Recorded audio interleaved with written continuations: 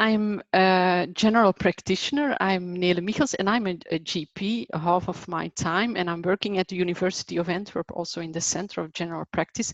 But besides that, recently I became the president of EURACT, and EURACT is the European Academy of Teachers in General Practice or Family Medicine. And so we do a lot of things, but I'm very glad I can talk to you today about what we are doing for postgraduate training on this moment. So let's start with my point of view, or our point of view, of course, in EURACT. So we want to fight for a strong GP in the world and in Europe especially, and I think we all want to do that, all people who are involved in general practice. And we are convinced that we need for that a high trained workforce in general practice. So therefore we are, for example, giving some focus on guidelines that we write on European level. So for example, also for undergraduate general practice training, but also postgraduate and CME. And so today I will talk about our postgraduate guidelines. But of course we come through a lot of challenges, but also opportunities, luckily. And now more than ever. So we already had those challenges before the COVID-19 pandemic. And I think some of them are the same, but the pandemic made it all more urgently. And now we have certainly to move on with certain things. Why are we doing this, or why are we fighting for this? Well, we think patients and healthcare deserves a strong primary care, that's for sure. It's important, a good primary care. And also we like general practice to be recognized as a medical specialty in all European countries, which is not the case on this moment. So that's also a very important point for us. Very shortly, so to become that strong general practice in the world, we have, luckily we have WONCA, the World Organization of Family Doctors. And in under WONCA World, you have also, for example, WONCA Europe. WONCA Europe is a big organization. We now have 47 member countries, and more than 100,000 family doctors are related to that. And within WONCA Europe, we have 12 networks and groups. And there are 6 important networks. EURACT is one of them, focusing on education, but you also have groups focusing on quality and safety, research in general practice, prevention, rural medicine, and also we have a young doctor movement, the Vasco da Gama movement. For EURACT, our mission is to promote general practice by teaching and learning. So we want to give support for trainers, but also, of course, support for trainees and the learners on the 3 levels, undergraduate, postgraduate, and CME. We published time ago an educational agenda. We are still using this, but in meantime, there are a lot of other reports and guidelines written. As I already heard saying, we of course also providing teach the teacher courses. They are very important for us, the Leonardo courses, for example, also an assessment course we have, so that's also one of our goals.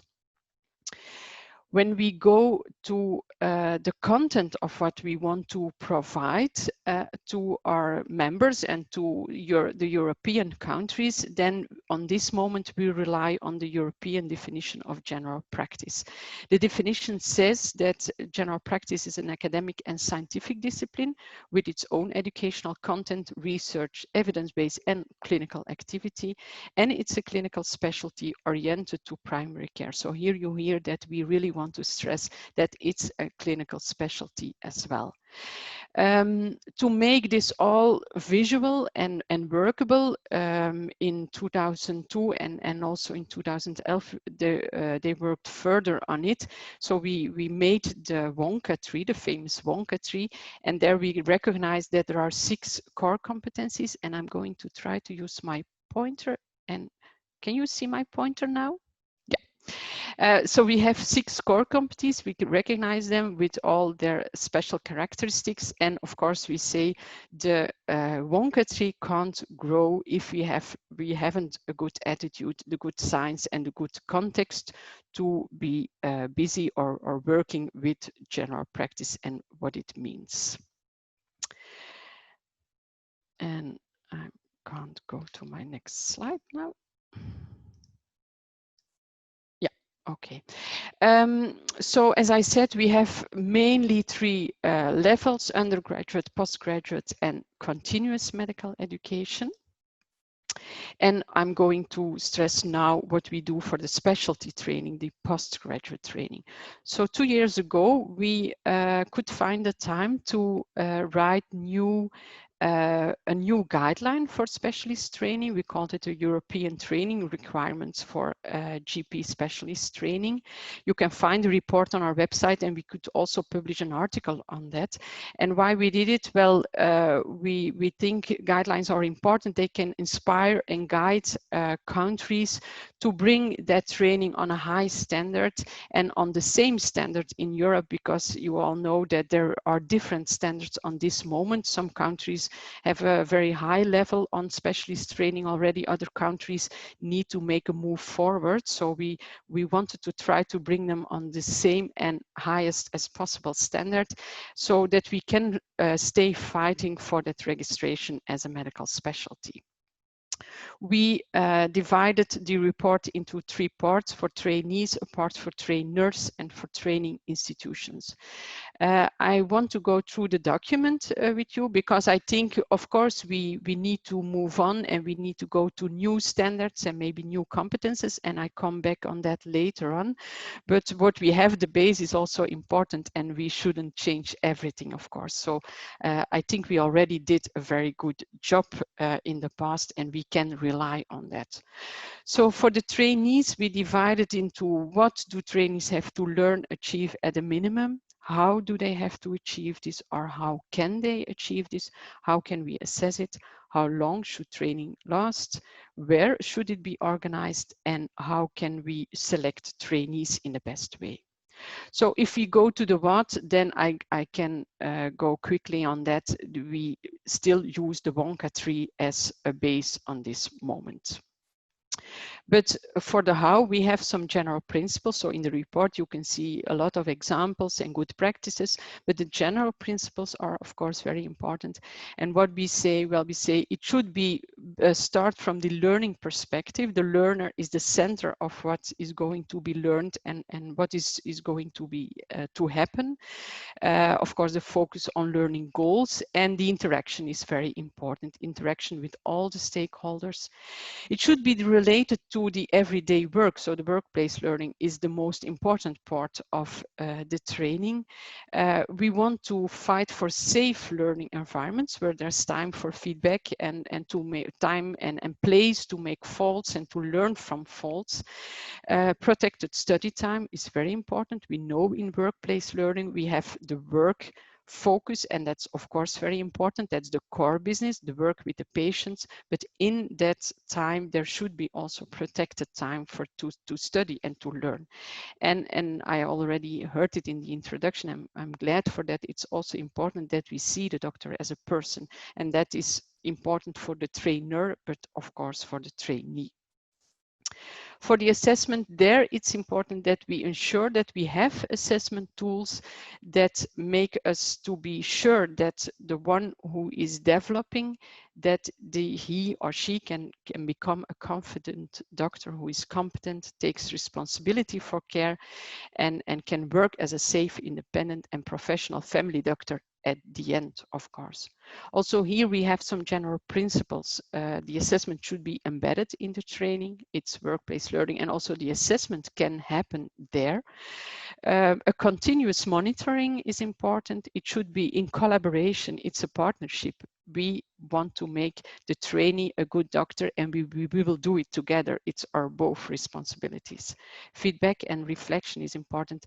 And also important is that it's a program, a balanced assessment program with a mix of assessment methods, a mix of observations, a mix of observators.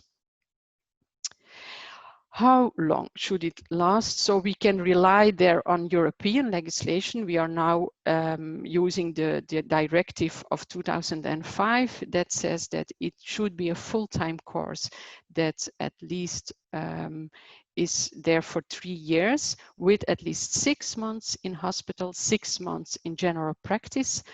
But the time in general practice should be at least minimum 50% of the time.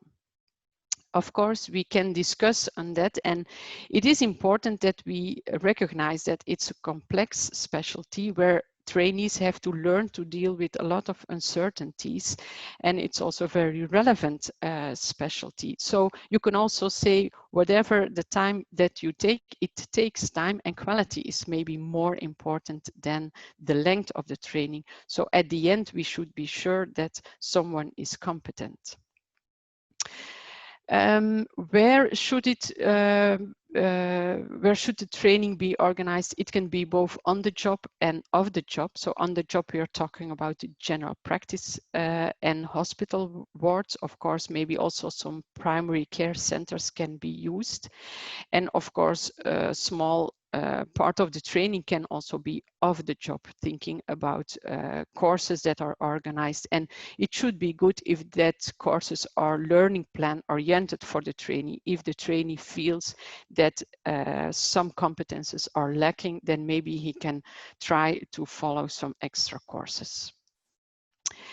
For selection, that's a difficult part. A lot of discussion is ongoing on this moment on what are the good selection procedures. There's a great variety in Europe at this moment, and it relies really on local circumstances. So it's difficult to make there a general European guideline on. What is important is that the selection practice is a good practice and is based on both job analysis, but is also reliable and valid and cost effective, because you can organize a lot of things, but sometimes it isn't cost effective. So that's also important. For trainers, there we think it's very important that all the teachers and coaches are accredited as teachers, and also that they can have some protected time to give training. Because of course, it takes time. Good education asks for time. And if trainers are only working in the GP practice and do some training next to their work, but especially after their work, then maybe there isn't enough time to give the training. And then for training institutions, also there is already a European legislation on the same directive says that it should be a competent authority. We think that it should embed it in, or at least connect it with academic institution, and also important that it's connected with what happens in the basic medical education as regards the general practice program. So our challenges. Well, we think it is important that all stakeholders should be engaged in the education, as well the trainers, trainees, as the organizations, the academic institutions. They all should know that education is very important. And of course, a balance between learning and working and private life is also important. The creating of the environment that promotes education and learning is important. And therefore, we think a learning community is very important. So we can say that, and I think especially in some countries and some places, we still need a change of mind, a change of culture in the direction of that learning environment. I don't believe it is shaped in a good way in all places at this moment. And I think it will take some time, because we need that change of culture and change of mind. But I also believe that we are on a good way. Then I think we need to strive and stay needing to strive to that European level. And of course, we have to rely or are taking into account that society is changing and health systems are changing. And as I said before, it was already a move of changing society, but with the pandemic, it only became more urgently and more stressed. So I think for that, we know that we need to go for new core values and new competences for general practice as well, and new methods for training and that blended learning. And then I want to make the step to what was happening now at the COVID-19 pandemic. In a very quick time, all our methods has to be changed. I think before the pandemic, we also had already that mix of blended learning, sometime online learning, on the job. But as I said, the pandemic made it more urgently. And suddenly there were a lot of methods that came up because we had to. And I think, for example, at webinars, but also teleconsulting, so learning to the trainees to how do you do a teleconsulting, and maybe with real patients, but maybe also with simulated patients, online workshops, the breakout rooms, also the blended versions. And I also saw in my own country, at my own university, even online case-based exams. So that were also, that was, I think, a really big change. And probably I forgot a lot of other good examples. But what we quickly learned is that we can't just go and jump into another organization. There are a lot of things that we have to take into account. And I divided it a bit in what the organization has to do, what learners has to do, and what teachers has to do. And I think at the end, you can say that what we learned that is very important, and also if we do it online, that communication is very important, that we should stay connected all the time and be partners in it. We were all in the same situation, so that partnership was very important. In that way, also the shared vision, clear instructions, and daring to evaluate what we were doing was very important. And of course, all the ICT stuff was needed and not always so easy. When we make a first balance, I think we notice that we are all very creative and flexible, also very important characteristics for a GP, for doctors in general, for GPs also. That we also learned that the online and the other tools have their advantages, and that they could be very efficiently used, but also efficient in their own.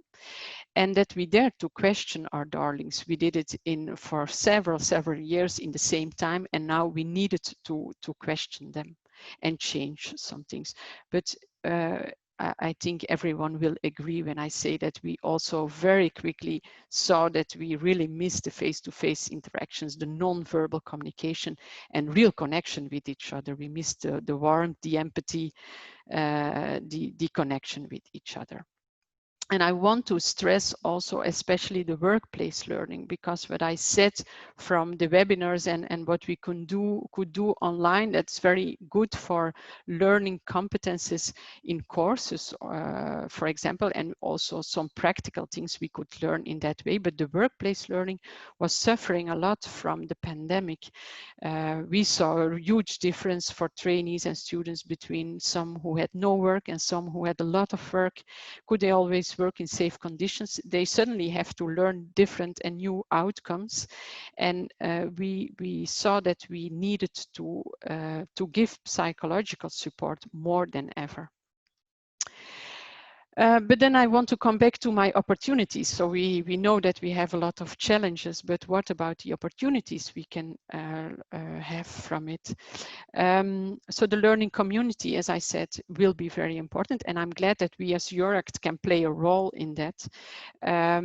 So we can still give teacher courses, albeit online, and let's hope in the near future that we can do it back face to face.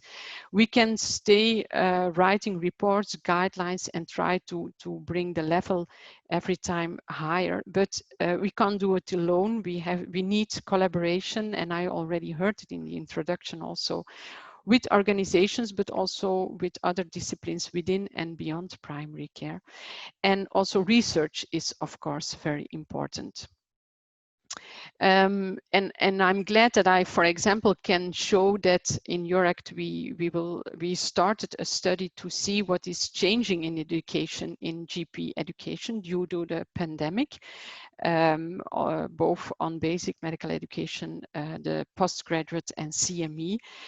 So we started it in maybe, and I'm sure, and I'm for sure that people in Germany also took part of that. But we need also some research on that new framework, on that new core values and competences, and that is ongoing, luckily. So in this way, we can empower specialty, the specialty of general practice. And I think when I look into the future, we should need more emphasis on shared decision-making, professional identity, authenticity, the self-regulated learning, and also the empowerment and engagement to the aspects of society. And here, of course, the whole COVID story comes also into the picture. So to end, I come back to my point of view, and I added now the teamwork, because more than ever, that will be very important to do it all together, crossing the borders, crossing disciplines. That will be the future. And I like to end with a quote that we could write in our letter to the education of primary care to announce our study. And we believe that in this way we can gain insights and learn from each other. And as such, we can highlight good practices, enable European countries to support each other, because that will be very important in the future. And I'm sure that it will reveal also opportunities to improve what we are doing, both in our training as in the practice. So thanks you. I'm very glad that we can have a debate after all the presentations, but if there are some separate questions, I'm always happy to answer them.